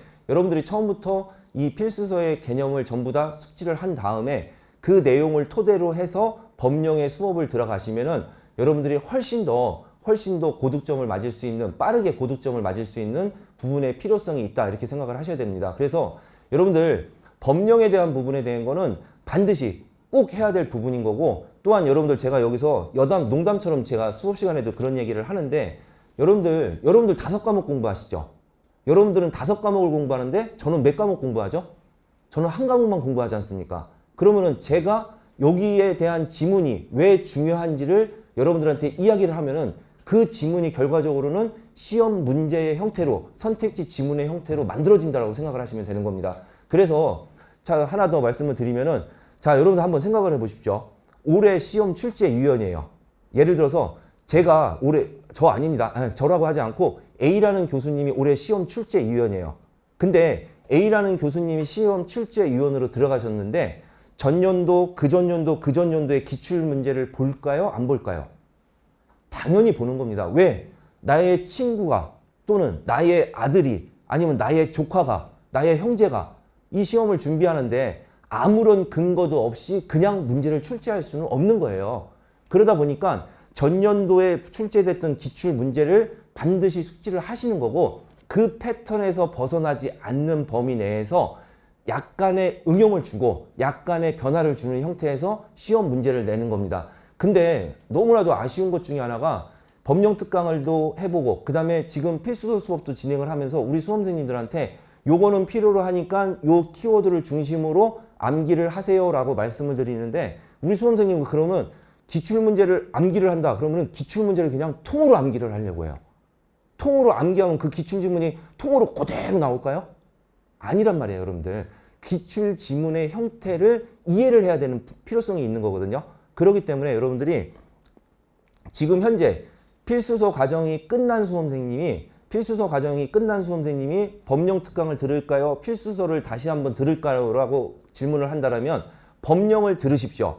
법령을 듣고 그 옆에다가 필수서를 올려놓으십시오. 그리고 법령을 들으면서 필수서에 이해가 되지 않는 부분이 있다라면은 필수서를 펴놓고 다시 자습서의 형태를 점검하는 이런 형태로 공부를 하시면 되는 거고, 그 다음에 필수서의 과정 공부를 아직 하지 않은 상태에서 법령을 들을까요? 필수서를 들을까요? 라고 말씀을 한다면 필수서를 들으십시오. 필수서를 듣되 법령을 옆에다 놓고 법령 파트를 설명할 때 같이 병행해서 볼 수 있는 이런 형태를 생각하시면 됩니다. 그러니까 여러분들 다른 거 없어요. 첫 번째 필수서, 법령, 그 다음에 여러분들한테 하나 더 부탁드리고 싶은 것 중에 하나는 요약집으로 공부해도 될까요? 라는 질문을 많이 하시는데 요약집으로 공부할 수 있는 범위는 아닙니다. 아시겠죠? 그렇기 때문에 절대 요약집으로 공부하시면 안 됩니다. 왜? 여러분들 요약집이라는 거는 그냥 기출의 지문이나 아니면 개념의 형태로만 짧게 넣어놓은 형태이기 때문에 눈에 들어오기는 쉽죠. 그리고 눈에 들어오기 쉬우니까 마치 교정학이라는 과목이 쉽게 접근할 수 있는 거라고 생각이 들거든요. 근데 그렇지 않다라는 거죠. 자, 여러분들 하나만 더 말씀을 드려볼게요. 자, 우리가 옳은 문제 찾는 게 쉬워요? 틀리는 문제 찾는 게 쉬워요? 틀리는 거 찾는 게 쉽죠? 그죠? 근데 20문제 중에 틀리는 문제가 매년 11개에서 12개가 출제가 됩니다.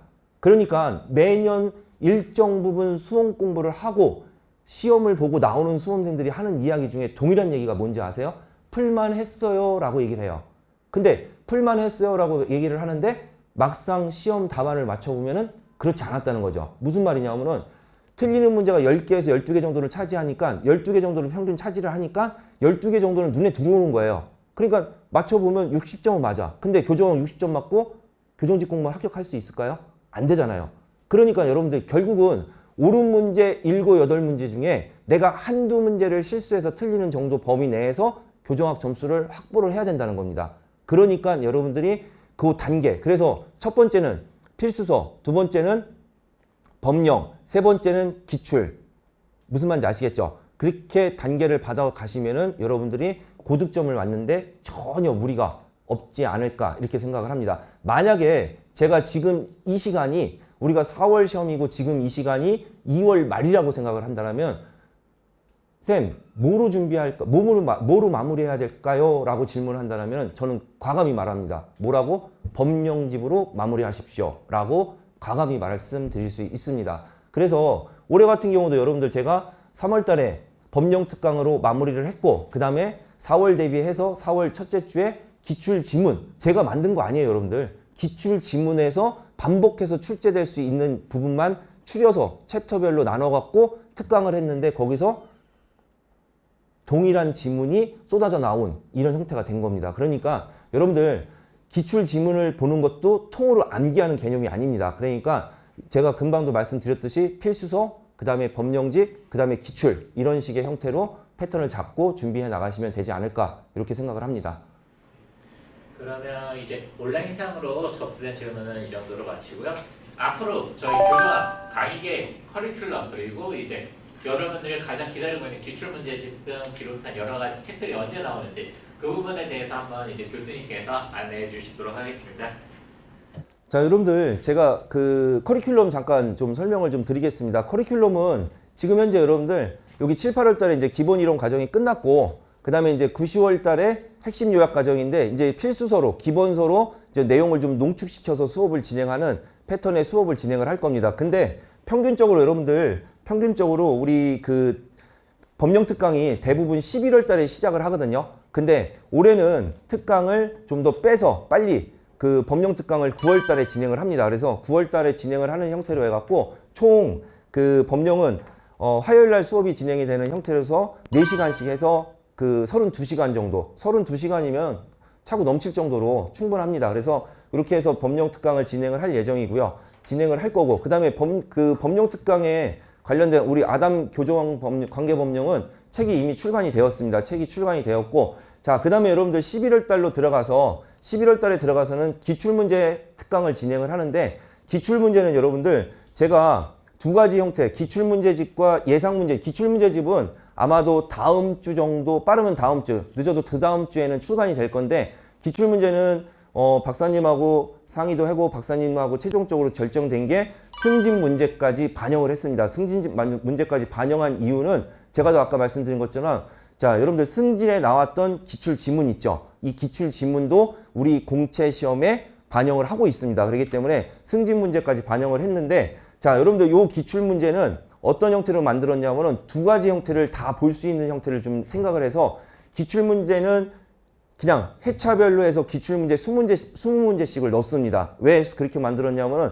여러분들이 일정하게 기본서, 필수서 과정과 법령 특강을 들으면은 실제 시험을 한번 보실 수 있게끔 그 챕터대로 그대로 집어넣은 형태를 만들었습니다. 그리고 대신 해설을 아주 상세하게 다뤄놨습니다. 다뤄놨기 때문에 여러분들이 보셔도 되는 부분이고 대신 1월 달에 들어가면 실전 훈련을 들어가는데 요거는 여러분들 단원별 교재의 형태로 교정론과 형사정책론을 나눠서 만들었는데 여러분들 단원별로 해서 기출 문제와 그 다음에 예상 문제를 같이 넣어 넣었습니다. 그렇기 때문에 기출 문제의 형태를 같이 넣어 놓은 이유는 여기서 기출 문제는 왜 그냥 20문제씩 회차별로 넣어놨냐. 여러분들이 한번 이제 일정한 부분에 그 공부가 된 상태에서는 내가 이 정도의 문제는 풀 수 있는지 없는지를 판단하고 그 다음에 내가 그 시험 문제가 어느 정도 점수가 나오는지도 한번 판단할 수 있게끔 만들었다면 자, 실전 훈련에 들어가는 예상 문제집 같은 경우는 자, 이렇게 만든 겁니다. 기출 문제가 요렇게 출제가 됐어요. 요 A 형태로 요렇게 출제가 됐어요. 그러면은 예상 문제는 여러분들 이 A의 형태를 변형을 했는데 만약에 요 A의 형태가 어렵게 나오면은 요런 방식으로 나올 거다. 그 다음에 그 A의 형태가 쉽게 나오면 요 방식의 형태로 나올 거다. 요렇게 같이 수록을 해놨습니다. 무슨 말인지 아시겠죠? 그렇기 때문에 여러분들이 자, 이 기출문제 과정까지 오고 나면 실전 문제에 관련된 과정은 실제 저는 뭐 여러분들하고 항상 모든 거를 오픈해서 이야기를 드리기 때문에 수업을 듣던 안 듣고 개인이 공부를 하던 상관이 없습니다. 대신 기출문제 때 제가 수업을 진행하면서는 여러분들 예를 들어서 이렇게 생각하시면 돼요. 만약에 기본서 과정, 필수서 과정을 진행하는데 A라는 형태, 예를 들어 참관이라는 거 수업을 하는데 참관을 10분에 걸쳐서 설명을 했다라고 하면은 기출문제에서 참관을 설명은 15분에 걸쳐서 할 거예요. 왜? 그 선택지 지문이 반복해서 출제가 되오기 때문에. 무슨 뜻인지 아시겠죠? 그래서 제가 기출문제 수업을 진행하면서는 자, 여러분들한테 문제를 가지고 여러분들이 풀고 해설을 들어가는 과정 속에서 자, 이 기출지문은 별표 치세요. 그리고 이거에다 여기서는 키가 이거니까 키에다가 자, 형광펜 그으세요 라고 다 말씀을 드릴 거예요. 그러면 이 기출지문이 출제가 될 거라고 예상하시면 됩니다. 무슨 뜻인지 아시겠죠? 그래서 지금 여러분들 다행스럽게도 제가 이야기하기 전에 우리 방문각 교육그룹에서 먼저 올해 진행되었던 그 기출 지문 중에서 옳은 지문 특강으로 해서 수험생들한테 많은 적중이 돼갖고 도움이 많이 돼갖고 그 자료집을 회사에서 만들어갖고 무료로 좀 배포를 하겠다고 합니다. 그래서 제가 너무나도 고맙습니다. 이렇게 이제 인사를 했는데 이제 그런 형태로 해서 수업을 진행을 할 예정이니까 여러분들이 그렇게 참고를 하시면 되지 않을까 싶습니다. 그 다음에 자, 여러분들 마지막에 최종 마무리 특강이 들어가는데 제가 여러분들 지금 아주 땀을 뻘뻘 흘려가면서 하고 있습니다. 다른 건 아니고 만드는 건 어렵지 않은데 PPT 만드는 게 너무 힘듭니다. PPT를 하려고 하니까 아주 힘이 차는데 자, 최종 마무리 특강에서 올해는 제가 옳은 지문만 선별을 해서 옳은 지문 특강을 진행을 했거든요. 자, 근데 자, 3월 마무리 특강에서는 옳은 지문과 지금 틀린 지문을 같이 만들 겁니다. 틀린 지문을 같이 만들고 있습니다. 두 가지를 같이 보여드릴 겁니다. 그래서 책에 있으면은 책의 반을 옳은 지문, 그 다음에 책의 반을 틀린 지문 이렇게 만들 겁니다. 그래가지고 옳은 지문과 틀린 지문을 비교함으로써 여러분들이 확실하게 눈에 들어올 수 있게끔. 그래서 여러분들이 제가 다른 부분에 대해서는 둘째, 제가 1, 2월달 강의에 있어서는 여러분들이 필요로 하면 들어오십시오라고 말씀드렸지만 자, 법령 특강과 기출문제 특강은 거의 뭐 필수 과정의 형태로 들어와야 되고 마지막으로 여러분들 시험 보러 갈 때 최종 마무리 특강 있죠. 이거는 옳은 지문과 틀린 지문의 특강을 할 때는 반드시 온라인이 됐던 오프라인이 됐던 아니면 뭐가 됐던 여러분들 하셔야 됩니다. 아시겠죠? 요때 모든 거를 다 보여드릴 겁니다. 다 보여드려서 시간을 많이 가져가지도 않을 겁니다. 그냥 6시간 정도로 교정론 파트 끝낼 거고 그 다음에 형사정책론 역시 마찬가지로 한 5시간 정도 분량으로 해서 하루 정도로 그냥 특강으로 해갖고 여러분들한테 다 보여드릴 겁니다. 그러니까 요 최종 마무리 특강은 여러분들이 필수 과정이다 라고 생각을 하시면 됩니다. 그래서 이렇게 제가 지금 구성을 해서 진행을 하고 지금 아마도 법령 특강이 상당히 좀 빨리 진행이 되는 부분이 있습니다. 그렇지만 이제 여러분들이 교정학이라는 과목을 전략 과목으로 세워서 준비를 하셔야 되는 부분이 있기 때문에 마지막 한 가지만 좀 말씀드릴게요. 여러분들 뭐냐면은 여러분들 이제 7, 8월달 8월달이 끝났죠. 대부분이 5월에 시작한 수험생들이 아주 적고 7월달에 시작한 수험생들이 이제 대체적으로 좀 많은 케이스인데 7월달과 8월달에 수업이 종강이 되는 시점에서 여러분들 이거를 하지 않으면은 교정직 공무원 합격하실 수 없습니다. 뭐냐면은 반드시 꼭 어떻게든 내가 전략 과목과 비전략 과목을 나누셔야 됩니다. 무슨 말이냐면은 내가 전략 과목이라는 거 그러면 쌤 저 7월부터 해서 이제 기본서 들었는데 전략 과목을 어떻게 세웁니까? 그냥 우선은 귀에 들어오는지 안 들어오는지를 판단을 해 보십시오. 그래서 자, 여러분들 전략 과목을 세워서 전략 과목이 2과목 자, 그 다음에 비전력 과목이 한 과목, 그 다음에 어느 정도 중간 정도의 과목이 한 과목, 두 과목 이렇게 만드셔야 됩니다. 그래서 자, 전략 과목이 확실하게 여러분들 교정학을 95점 100점, 95점을 맞았다. 그럼 여러분들이 비전력 과목으로 세운 과목이 정말 5, 60점대가 맞아져도 합격이 가능하다는 거예요. 여러분들 이제는 100문제 뭐 계산할 것도 없습니다. 그냥 과목당 1점 이렇게 계산하시면 됩니다. 그래서 100문제 100점 만점 이렇게 생각하시면 됩니다. 무슨 말인지 아시겠죠? 그러면은 전략 과목 두 과목에서 여러분들 예를 들어서 95점씩 맞았다 쳐보세요. 그럼 틀린 개수가 2개. 자, 근데 중간 과목에서 4개씩 틀린다고 쳐도 8개. 자, 그럼 비전력 과목에서 50점 나왔다고 잡읍시다. 그럼 10개. 자, 몇 점이죠? 평균 80점이에요. 무슨 뜻인지 아시겠죠? 이해되셨죠? 그렇기 때문에 여러분들 반드시 전략 과목을 잡으셔야 됩니다. 그 전략 과목이 내가 영어가 나는 가장 쉽다. 그럼 그 영어가 전략 과목이 돼야 되는 겁니다. 근데 여기서 여러분들이 전략 과목에 있어서의 중요성 중에 하나는 점수를 높게 맞는 부분도 필요하지만 여러분들 우리가 준비하는 이 공무원 시험은 합격을 시키기 위한 시험이에요? 아니면 떨어뜨리기 위한 시험이에요? 경쟁률이 높죠? 그러면은 합격시키기 위한 시험이 아니고 떨어뜨리기 위한 시험이라는 거예요. 다시 말해서 여러분들 주어진 시간 내에 문제를 정확하게 풀 수 있는지 여부도 판단을 해야 되는 거예요. 다시 말해서 이 전략 과목 두 과목은 어느 과목이 됐던 예를 들어서 내가 영어가 전략 과목이 됐다? 그럼 영어 100점을 맞았다? 100점 맞았는데 시험 문제를 푸는 시간이 50분에 걸쳐서 100점을 맞았다. 의미 있어요? 없어요?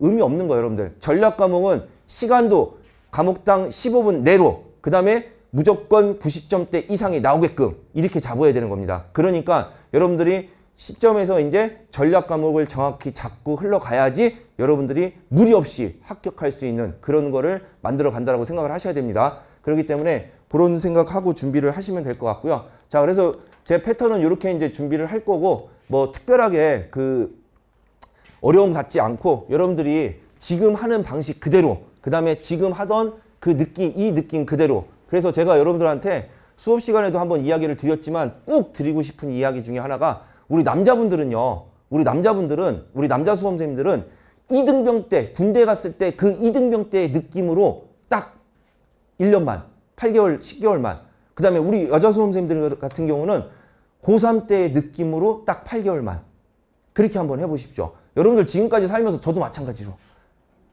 여러분들 지금까지 살면서 단 한 번도 공부하다가 코피 흘려본 적 없잖아. 공부하다 코피 흘리면은 저한테 코피를 딱 이렇게 휴지를 찍어갖고 가지고 오십시오.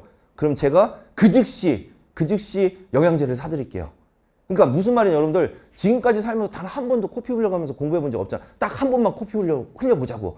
딱 한 번만 코피 흘리면은 합격해. 정말 내가 장담할게.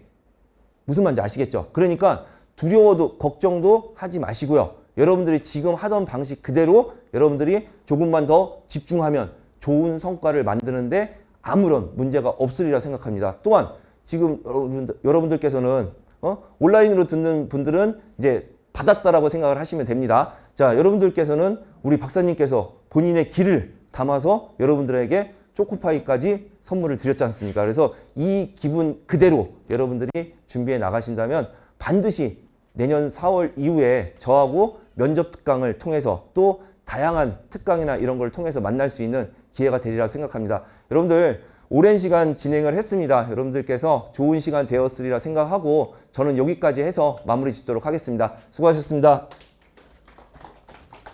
초코파이 하나만 주세요. 하나만.